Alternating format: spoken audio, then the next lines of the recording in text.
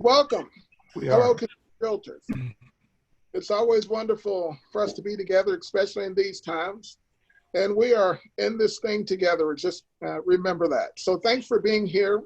Continue to spend your time connecting with this presidential appointed group as they continue to meet and work through what is already challenging enough, this COVID-19 pandemic. And now as we cross the bridge to the new normal, trying to give the best ideas to our realtors across the Commonwealth. So thank you. I've never taken the time to mention all the people's names that serve on the panel individually. So thank you, Kim Whalen, Greg Buchanan, Stacy Ferguson, Carter Martin Jr., Robin Roseberry, Karen Gross, Norman Jones, Lamont Breland, CEO Steve Stevens, and Communications Director Paul Del Rio. Thanks to each of you. What they do is they vet the conversations on what these realtors will need across the state every time we get together. And today that conversation deals with what's happening in our marketplace. A lot of places across the state and country, low inventory remains the new normal, which often results in bidding wars, multiple offers, and sometimes more aggressive realtors. The question that rises out of this situation, how do you approach multiple offers? What mistakes and how do we avoid those? How do we win offers, but at the same time, know that we may face losing, and that's frustrating, not only for you, but also for your clients. And how do you make sure that you don't cross the line as a buyer's or a seller's agent and find yourself in a legal or ethical violation situation?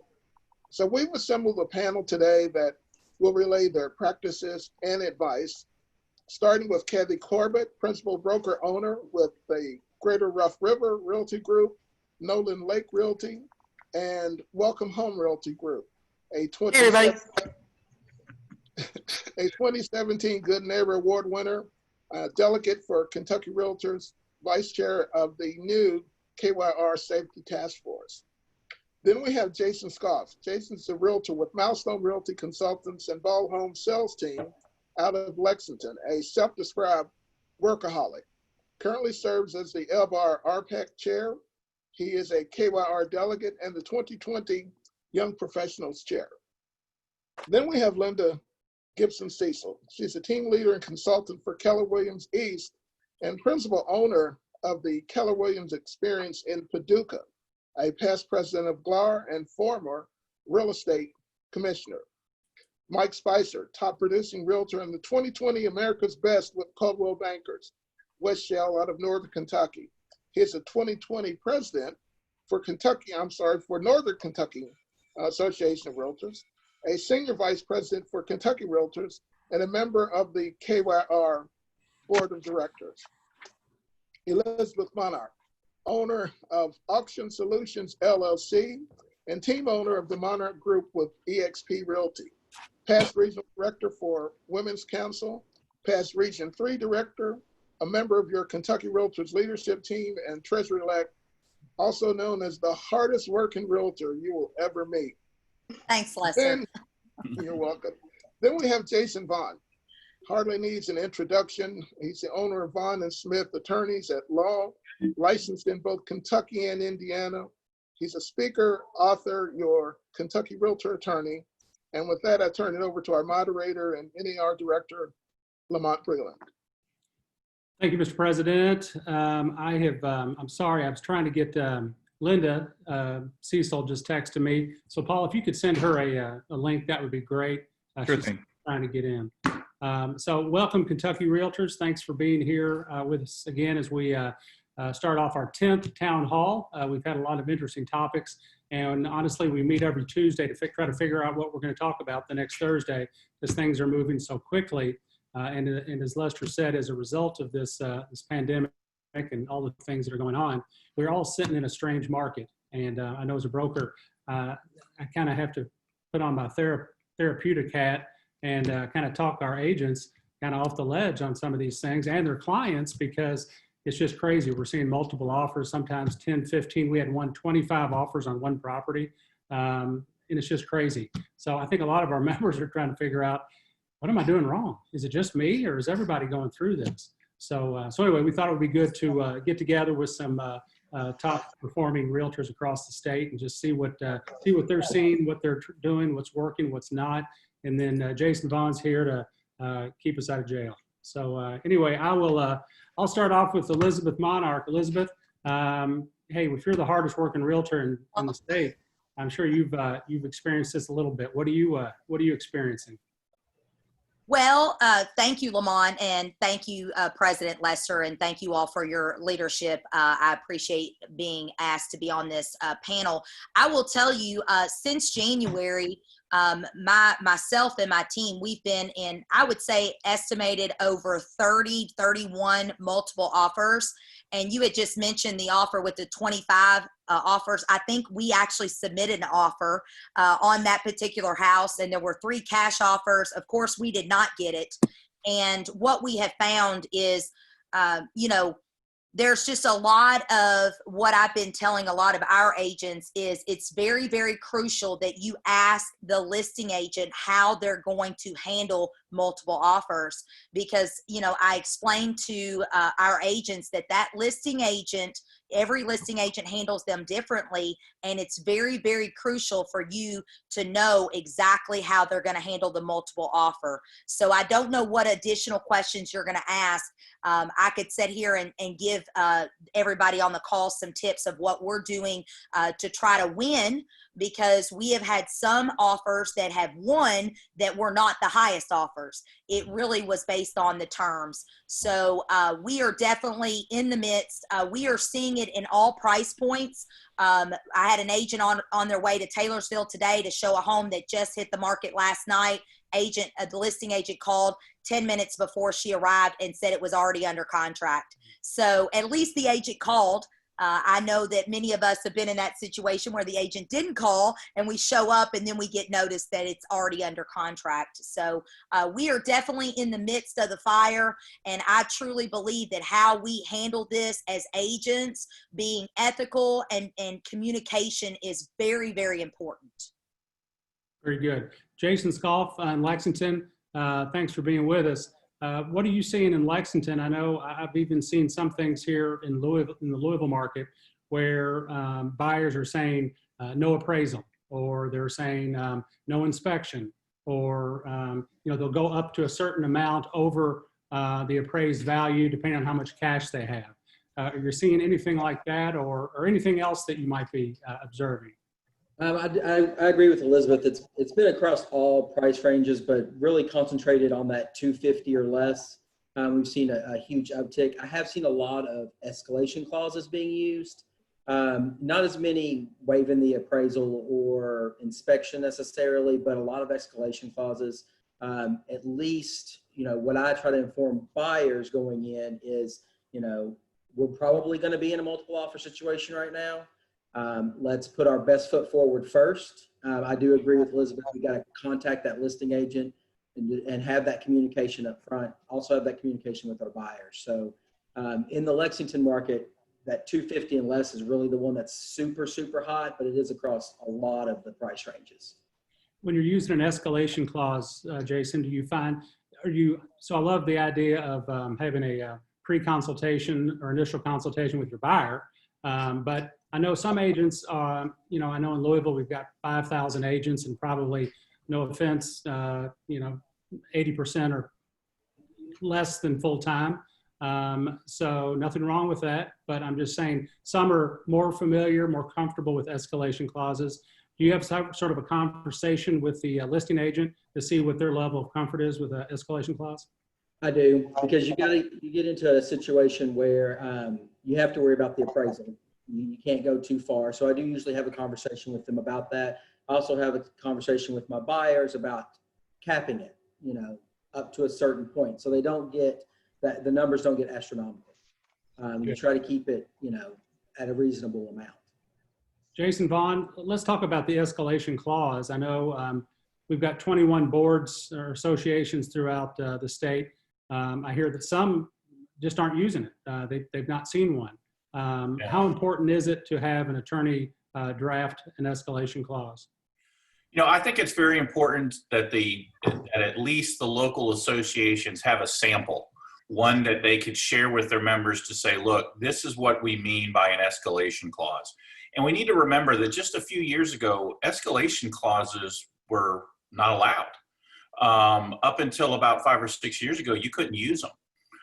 The main argument of why you couldn't use them was the idea that because one of the parties is kind of in control of the situation, because there's an acceptance between the seller and the buyer, that's just going to keep rising. Everybody else isn't ever going to get the property, so it's bidding it up and they're wasting their time. And that became an ethical question, because they're, are you really negotiating in good faith with people if they're not really even in the race? And that goes to a point that Jason Scolf just said. One of the things that every escalation clause should have, so that you avoid any ethical issues, is a max. Both from that, you don't want it to get out of control, but also, if you think about it, if you have a max, meaning you say, we will pay $5,000 over the next highest offer up to a certain amount, well, then the other guys could actually still win, because if it keeps escalating, their bid falls off and the other people get it. So that cap is both essential to make sure that the buyers don't get killed by some crazy offer, but also that cap is there to make sure that you're not treating the other parties unethically. So anytime you use an escalation clause, you want to use that. You want to use a sample that's been approved by your local association or a local attorney. And, there are tricks to how to use it, meaning to how to avoid its use. If you're worried about someone coming in and jumping on top of your offer with an escalation clause, make your offer confidential. If it's confidential, it can't be shared with the other party, which means that they can't trigger the escalation clause. So there are all sorts of things that can go on, but I do anticipate in this kind of market, you're going to see a whole lot more escalation clause offers being made. Jason, would it be wise, or would we, and maybe there is one, would we be able to have a sample escalation clause uploaded to our KYR site? Yeah, I don't think there's any reason why we couldn't put that and just kind of put something maybe in Steve's Friday updates or something like that just says, we understand they're being used, and here's a sample one, and here's a couple of reasons why you're going to see the max amount contained within the escalation clause, and a brief explanation of that. I definitely think that could be done. Okay, great. Cathy, Corbett, what's going on in the beautiful Rough River and Nolan Lake area and beyond? Well, it's interesting, Lamont, that you'd ask, and I appreciate being asked to be here today, so thank you to all of you. As I listen to all of this, I think about how important it is to understand your buyer's motivation and profile, because I think the biggest difference I see is our buyers are purchasing homes that are a want, not a need. So when we tell them that they're getting into a potential multiple offer situation, it's every bit as likely that every buyer will walk away as it is that they will all stay engaged. So that's something we had to be very careful with our sellers about. And one of the things I think is very important that I coach my agents to do is everybody take a step back and breathe. And we often find ourselves remembering to go to the seller and ask the seller, what do you want us to do if we get into a multiple offer situation? And we talk about that both when we list and when we start to see serious showings, so that we've got good direction from that seller on what they want. We often find ourselves in a situation where the seller says, bring me your last, best, and final, and bring it to me by this deadline. And then we notify any agent that's potentially bringing us an offer, or agents that have already submitted offers that are under review. But that's what the seller wants. Yeah. And that's become something that's been hard for some other buyer's agents to understand and accept. So I think there's a lot of misinformation out there about the fact that we as agents don't make those decisions. It's really up to the seller what they want to do in a multiple offer situation. Sure. Good stuff. And I want to remind everybody that we've got a chat function. So if you have any questions, feel free to post questions, and I'll be scanning over there to make sure we get those answered. Linda Cecil, how are you, my friend? You might have mute there. There you go. Great. How are things at KW? Things at KW are great. I'm sitting here in Murray, Kentucky today. I've been going back and forth between Paducah. And I've been asking and polling my agents about multiple offers. And we're not seeing, much like what Cathy's dealing with down in Noland, we've got the Kentucky Lake area and a lot of second homes. And we also have average home prices of about 140,000, 150,000. So our market's a little bit different than what I'm used to in my Louisville market, where I'm involved as well. And so we're not getting into the multiple offer situation nearly as frequently as we are in the larger metropolitan areas, but we are.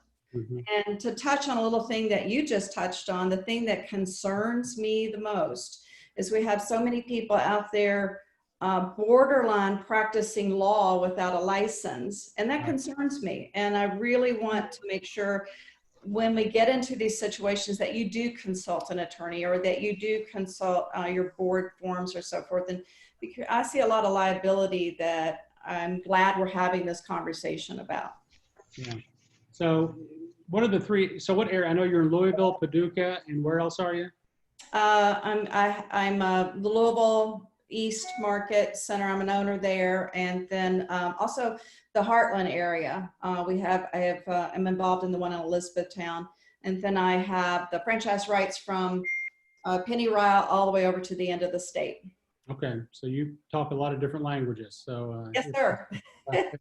Different hats. With us today, Mike Spicer. Are you with us, my friend? I am, Lamont. Well, first of all, congratulations on your new license. I see you're now licensed in Ohio. So just can't get enough, can you?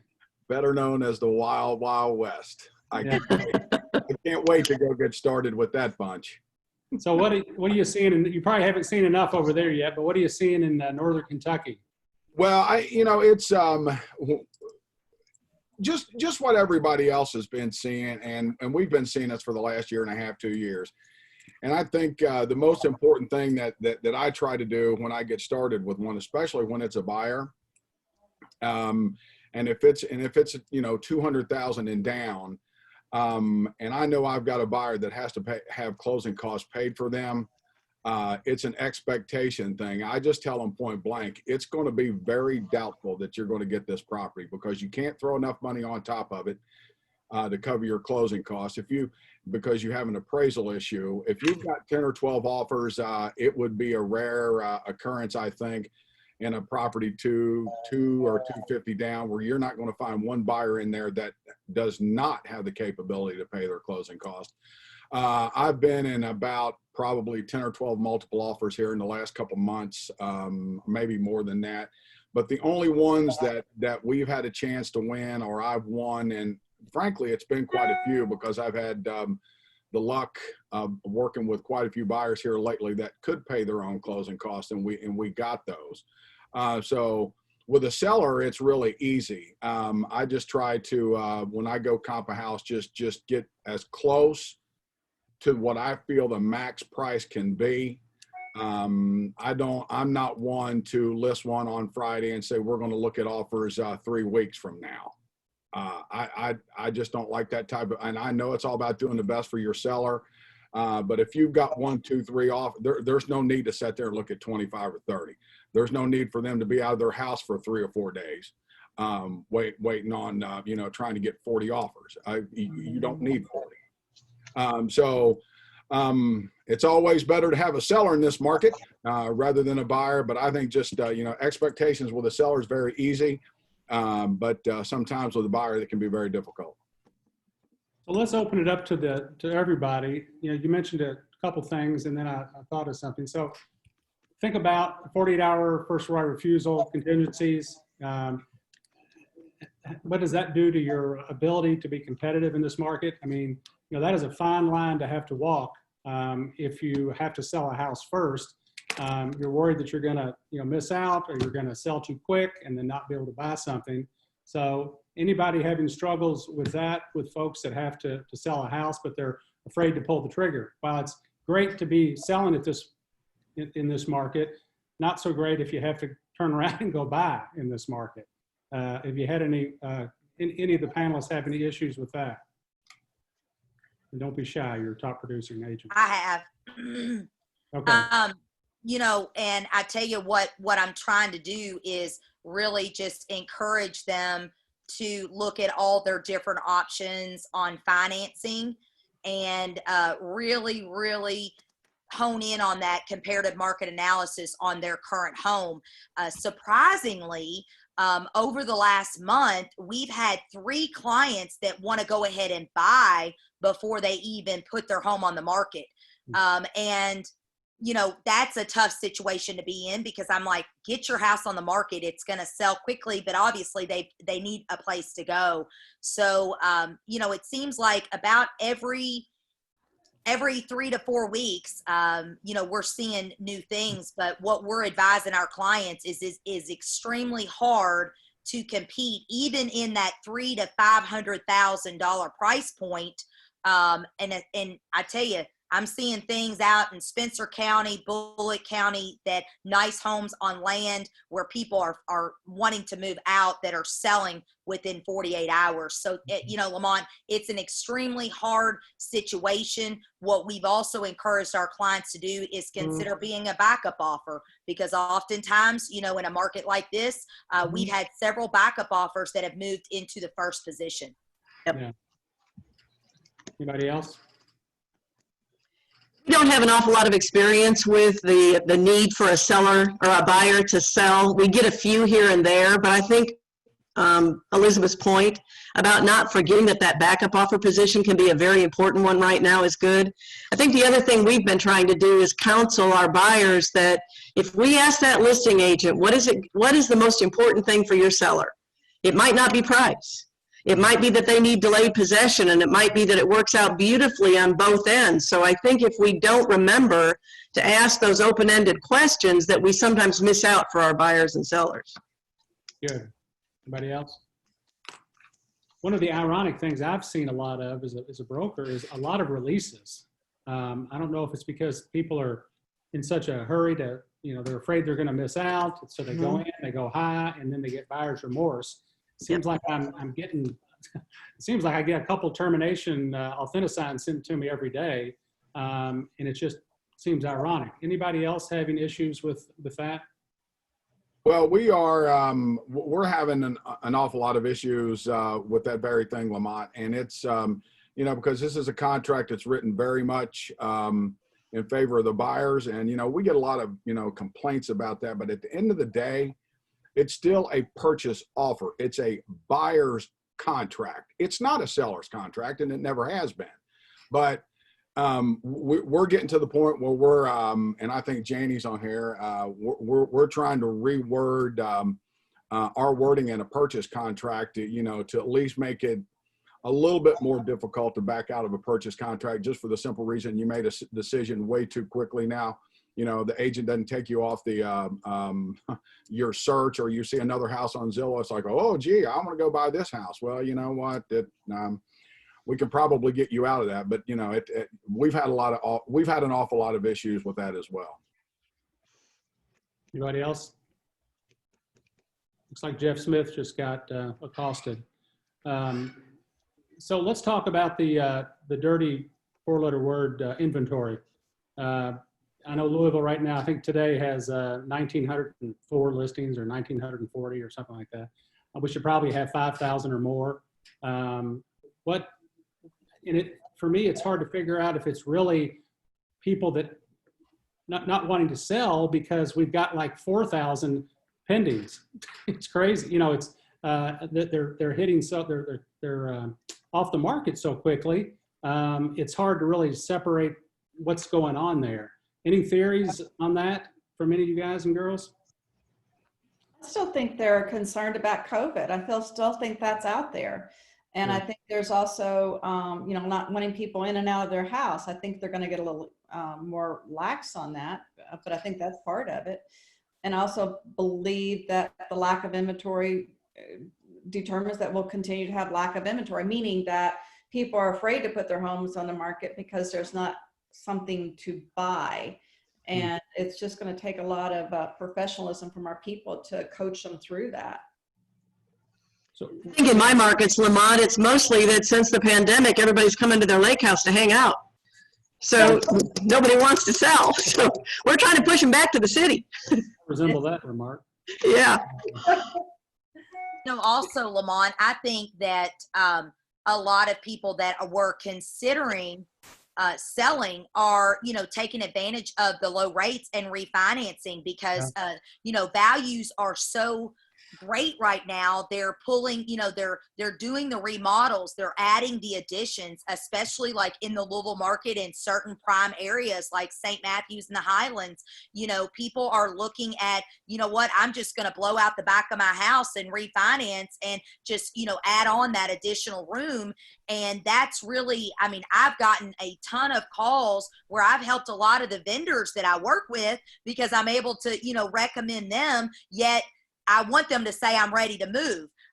So I do think that too has affected a little bit of our business. Yeah, that's a good point. Yeah, it's hard to buy lumber or just about anything at Lowe's or Home Depot. It's just depleted. Yeah, the inventory, we're finding inventory. We were out shopping for our lake house Monday, and inventory on appliances and furniture and all the things that you normally need. It's Horrible. It's horrible. So. Good points. All right. What else? What else do we need to be talking about? We have a good question over here from Steve Elmore. He says, we talk so much about low inventory. It's a seller's market, all that business, that once we get the offer and acceptance, a lot of sellers are like, hey, I'm not doing any repairs. I've got you where I want you. What issues are you seeing on reluctance from sellers to negotiate much on repairs? And then if they're doing repairs, how are they paying for them? That seems to be a big issue. Closing costs, the days of cash under the table, so to speak. Obviously, you can't do that. Any takeaways on that question or that issue?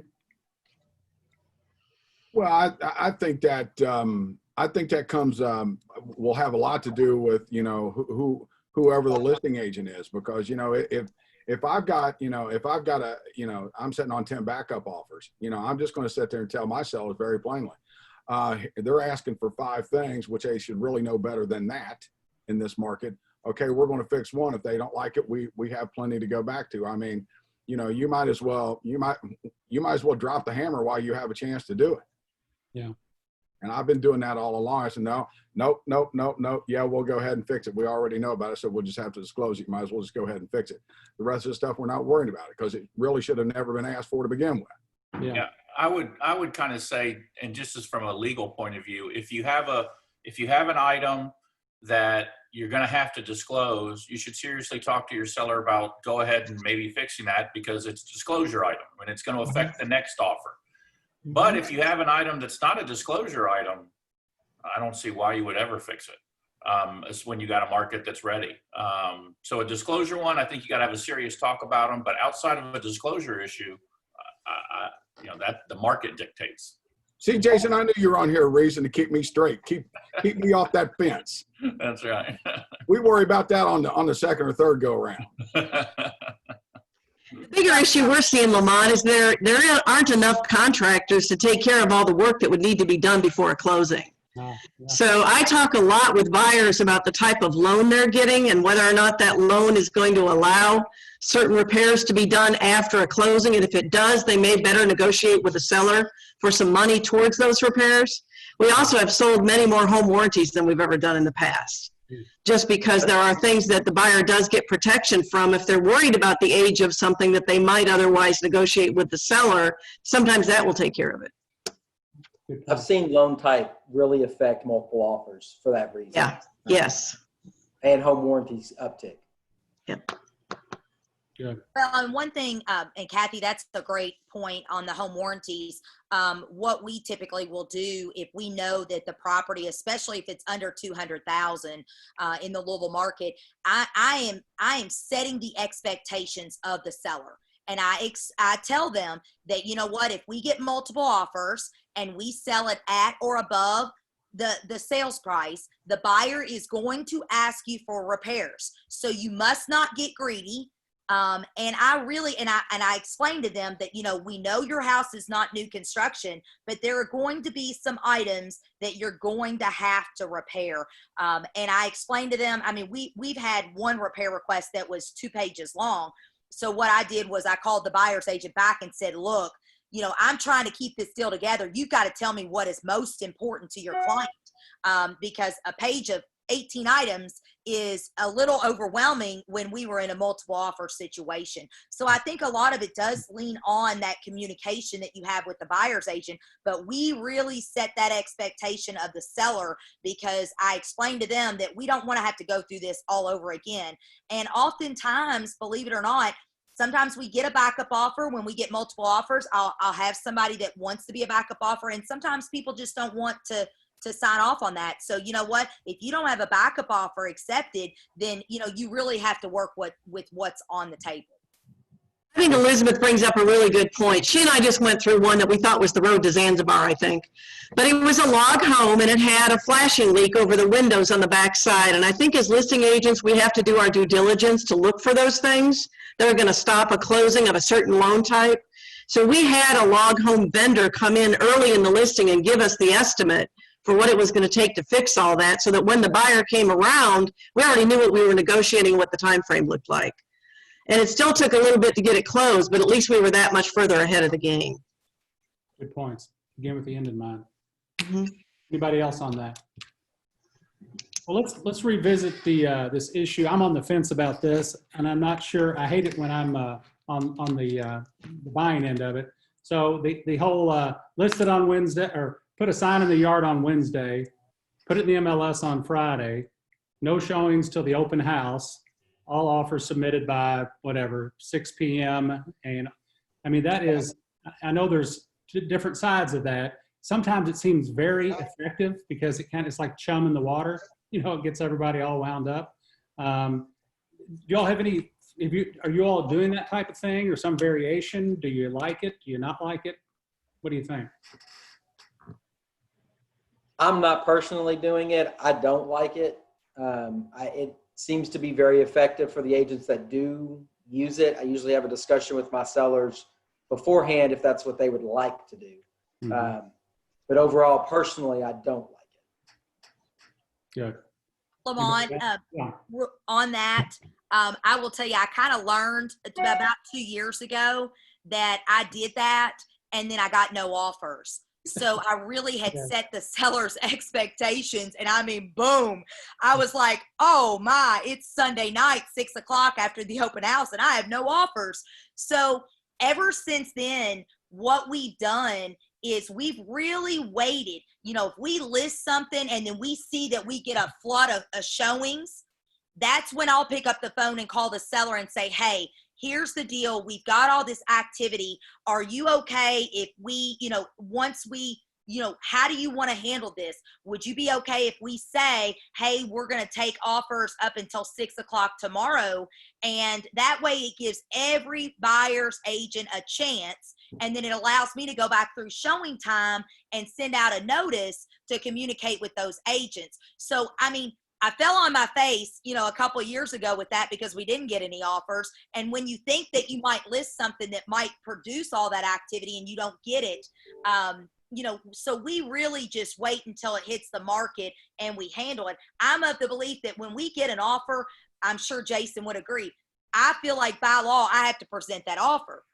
So, oftentimes, even if I put that language in there and the seller says, Elizabeth, I don't care about the language. I want to accept this offer. I don't want the buyer changing their mind. So you have to really weigh how you're going to handle that. But I think it's crucial that you communicate to the buyer's agent, because there's nothing worse than being a buyer's agent and going and, again, showing that property you're on your way and the listing agent didn't tell you. Yeah. I think it's a slippery slope, and you got to be incredibly careful, because I think in your effort to as Lamont say, chum the waters a little bit, you could be losing out some other opportunities. And we must always remember that we are representing our clients, and that's who we've got to take care of. And so I just think we got to be careful about that. Sometimes I think realtors are doing it, just go out and say it. I think sometimes realtors do that so they can get both sides of the transaction and hold other realtors out. And I just think that is not representing your clients to the best interest of the client. So Well said. my thought on it.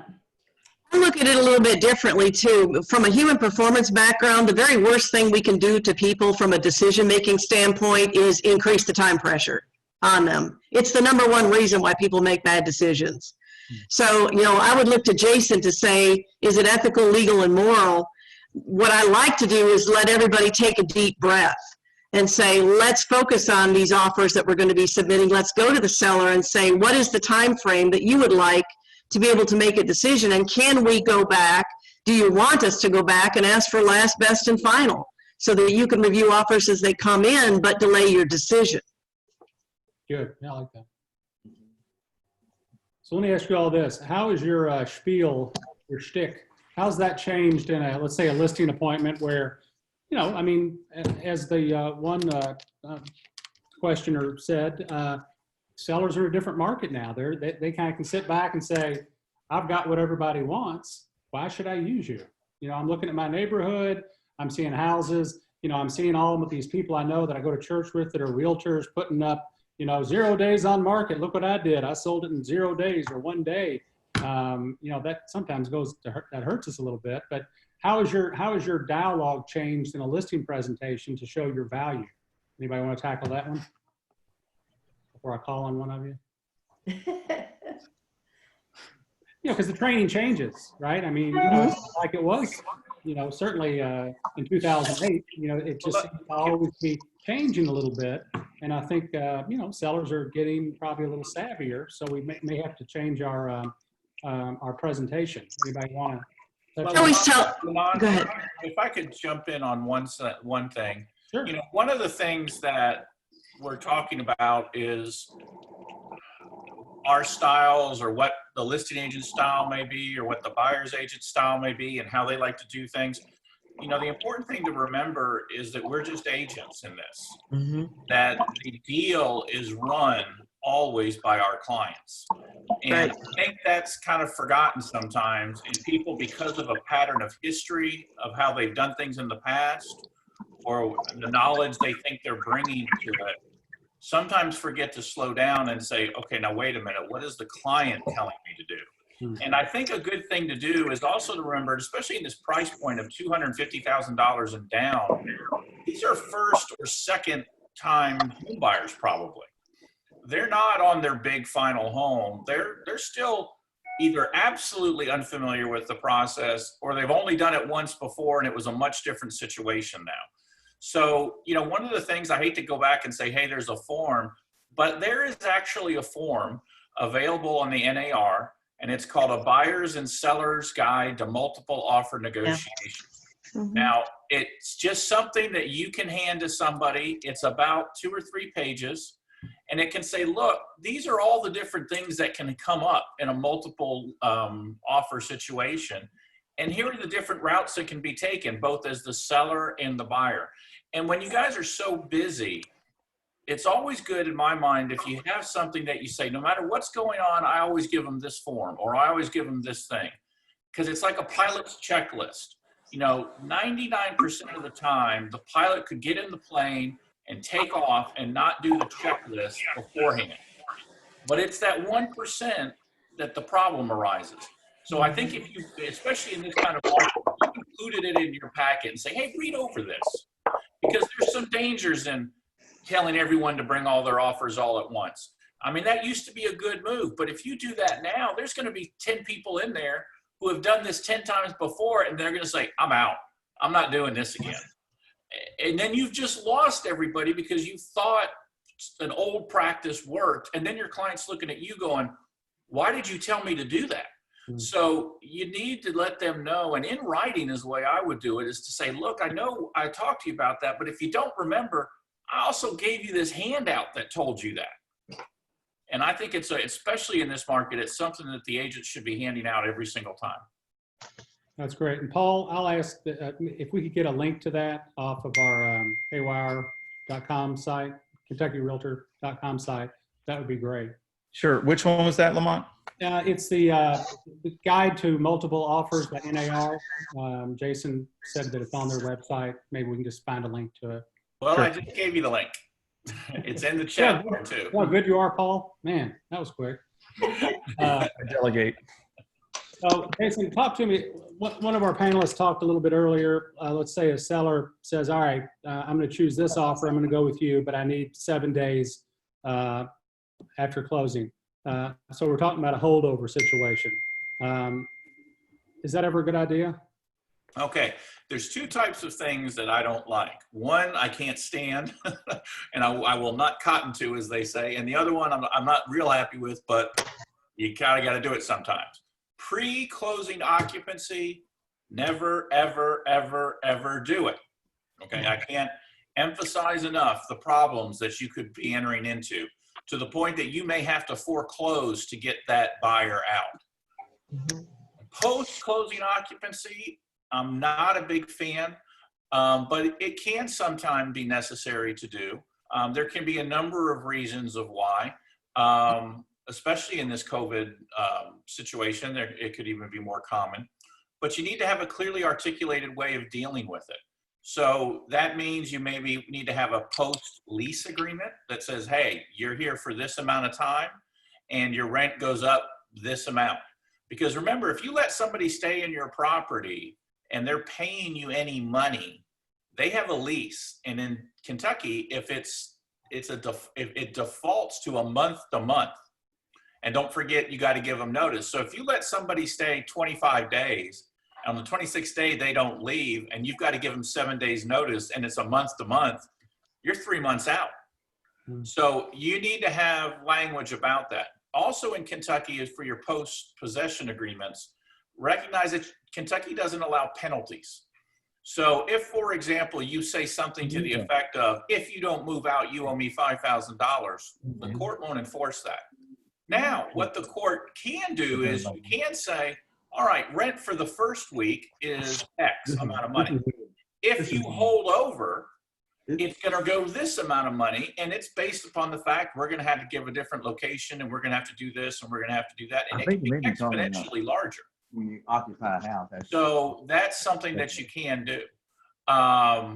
So just keep that in mind, that if you do have post-closing occupancy or possession, you need to have some sort of written out agreement, and we need to clear it up that way. Dave, would you mind putting on mute? I don't think you realize you're broadcasting to all of us. Thank you. So that kind of, does that answer your question, Lamont? Absolutely, absolutely. And is that, again, I keep saying this, but I think it's good to be a resource. Do we have some type of agreement uploaded, or can we, or is there, I know I've seen various ones out there. There's one that I worked on years ago, I think is available on the GLAR website. I don't know that we have one that's available on the KYR, at least if we do, it's not one that I recall putting together. But you know, these situations vary so much post-possession of why they're doing it, how long it's got to be, whether there's going to be rent paid, whether it's going to be 24 hours, you know, who's going to take care of electricity, who's going to take care of insurance. All of these things are things that people need to look at, and I think sometimes they don't. So my recommendation is, if you're getting into a post-possession period, especially if it's going more than just a couple days, you need to have a lawyer look over and help you put something together. It shouldn't just be an addendum that somebody adds on to the purchase contract. Right. Apparently, Al said that their LBAR has one on their forums online. Maybe we could take a look at that and see if that's something we could use. Just, it's better to have something than nothing that we could put up, and maybe you could look at it, Jason. GLAR has one too, Lamont, and it might be worthwhile to have Jason relook it, because I think it does have a penalty amount if they stay beyond the agreed upon number of days. Okay. All right, good. Well, Jason, while you're on the screen there, I know we're trying to put together a call about the new administrative regulations, but we're still trying to kind of work through that. Are you at a point where we could at least talk about the new regulation where, you know, if I get 9 offers on a property, I have to let the submitting agent know by email or text that I have just submitted the offer? Yeah, to a degree, yeah. You can do it through multiple rings. And let me read it to you because I just happen to have it available. It says that a licensee representing the seller shall submit a notice in writing through electronic, text, or other media to the licensee representing a buyer of the date and time when the offer was presented to the seller. And I guess it's kind of, you can look at it from a couple of point of views. It was probably something that was encouraged because people were thinking that there were offers being submitted that weren't actually going to the seller. So they wanted something to say that it went to the seller. Other people would say, no, they just wanted to make sure that the seller got it. High volume type situation, easy to forget. It's like a forced reminder. Well, let's go to my one concern about the first one. If the seller's lying to you about whether or not they submitted it or not, aren't they going to lie to you again? You know, yeah. I don't know how that particularly, if the person is, if the listing agent is the person you think is lying to you, you're asking the listing agent to now confirm that they were lying. I doubt that they would do that. The second component is, will it really remind the listing agent to submit an offer that maybe they forgot about? Well, if they forgot about it, how does a reminder to do something that they forgot trigger that? So I don't know that its desired effect will be there, but the rule's there. And I think people need to start complying with it and need to make sure that they send it out. And it is the law of the land as of, what, the 16th? Or something like It is the law of the land. Now, here's an interesting thing. So in Kentucky, if you violate a state statute or a regulation, an individual may sue somebody if they suffer a damage as a result of that, okay? So what that means is if the seller or the listing agent fails to submit an offer, their liability might not just run to the seller. It might also run to the buyer or to the buyer's real estate agent or any number of different parties. So people need to remember that even though you may think, oh, this is not big a deal, you know, if something comes out with it or it ends up affecting somebody's transactions, you could have some liability there. Someone asked if there's KRS or a statute number on this. Yeah, that is KAR 201-11:121. So 201 KAR 11:121, and you're going to be in section 2. Let me make sure I got this right. Section 2(a). And you can put that up on the chat when you have a minute. And I think Paul always. I'll go ahead and type it in on here so that if everyone's looking at the chat, they can find the section right there so that they know what they're looking at. And Janie said this is also part of Article 1 of the Realtor Code of Ethics. Mm-hmm. So while you're typing, just to see how good you are, I'm going to ask you a last question as we wrap up. Okay. One of our folks asked, have you seen any specific issues, maybe you're representing or advising, realtors are encouraged or having with multiple offers? Any one or two certain issues? Ooh, no, I don't. I haven't seen any particular ones that have jumped out. I can tell you, and I know one of the things that we wanted to talk about today was to try to get the questions from people for me to potentially talk to the KREC's counsel. Mm-hmm. I haven't had a lot of calls on the multiple listing, like for example, on the KYR hotline. I have had a ton of calls about advertising regulations, mm-hmm. Changing names, how they can do things. I mean, I would say that, 80% of the realtor related calls that I have gotten through the hotline or people just reaching out to me have been advertising related. So if people have questions, they should, look one at question that. I've gotten quite a bit just within my company is how far does that go? In other words, if my name with the real estate commission is C. Lamont Breland III, but all my signs say Lamont Breland, or let's say it's Clyde Lamont Breland. You know, how far does that go if my names just have, if my signs and so forth just say Lamont Breland, but my full name is registered? Is that an assumed name? Nickname. I don't want to dive into any of the advertising stuff right now because there's so many moving parts. If you can give me the questions, I'll look about getting the answers, but that is a lot that's going on. And unfortunately, we have a lot of different people talking about it, giving a lot of different ideas. Right. So all you all out there, please feel free to give us any questions that you might have. Where would we send those? I'm sure it's already gone out. But. Well, if you have questions, I think the easiest thing would be to send them to Paul or Steve, and they'll communicate them to me. If you have one that might be particular to you that you just like, I'd like to know an answer to this, you can also send it through the KYR hotline.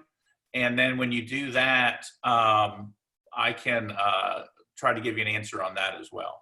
Okay, very good. To our panelists, if anybody has anything else they'd like to say, now's your time. Or forever hold your peace, whatever that goes. The only question I'd have, and I'll send it to you, Jason, is I've not found anywhere a rescission form where a buyer or a seller could rescind an offer before it was accepted. So that's something I think we might want to look at. There is a form. You don't need a form. All you need to do is just write out the offer that was dated on this date is hereby rescinded.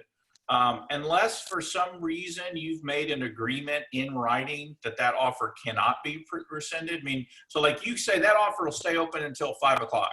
Well, at 1 o'clock you say, whoop, I'm not doing that. All you gotta do is send something out in writing that says that offer is rescinded and you're fine.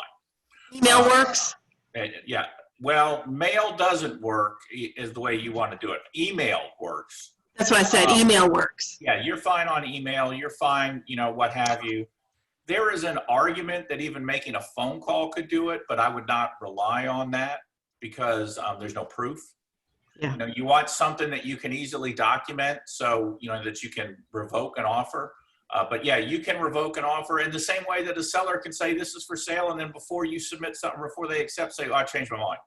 Right. So yeah, you don't need a rescission form. Now, rescission normally means that the contract is actually made and one of the parties is now wanting to get out of it. And that, I don't think that's what you're talking about. Now, this is an offer that was presented with a counter offer, and the seller elected to rescind the counter offer when another full price offer came in 12 minutes later.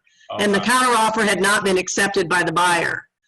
So it was, the sellers was asked, they asked for a rescission. We did it in text, voicemail, and email, but there is no form. Okay, yeah. One of the things that I'd kind of gotten a little conversation from is somebody suggested on these post-possessions that you make sure that if you are doing post-possession and you're the seller, that you contact your insurance company to make sure that you're adequately covered for that post-possession period, whether or not that is you as the seller. I don't think it would be you as the seller carrying it over. It would be you as the new buyer, working something out. Now, and also remember, you got to be careful too, depending upon how long that post-possession period may be, you could actually run into issues with your financing because you're not supposed to be renting that in most residential situations. Yeah. So depending upon that time period, you could mess up your financing at the last minute. Good. Okay. All right. Well, with that, I just want to thank all of our panelists for being with us today. And thank you to our Realtor Nation for tuning in. All this will be on our KYR Realtor COVID page, so you can send it out to your agents and so forth. So with that, I'm going to hand it back to our president, Lester Sanders. Thank you again, Lamont. We certainly appreciate it. What you do every week that we call on you to do the moderating here, and you've done a great job.